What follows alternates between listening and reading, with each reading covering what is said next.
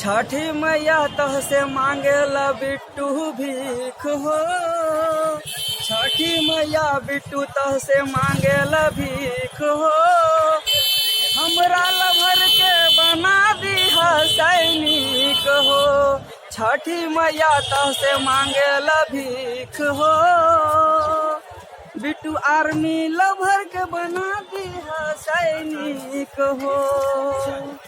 Army lover के बना दीहा सैनिक हो। छठी मैया तह से मांगेला भीख हो। छठी मैया तह से मांगेला भीख हो। छठी मैया तह से मांगेला भीख हो। बिट्टू आर्मी लभर के बना दीहा सैनिक हो। छठी मैया तह से मांगेला भीख हो। आर्मी लभर बिट्टू के बना दीहा सैनिक हो।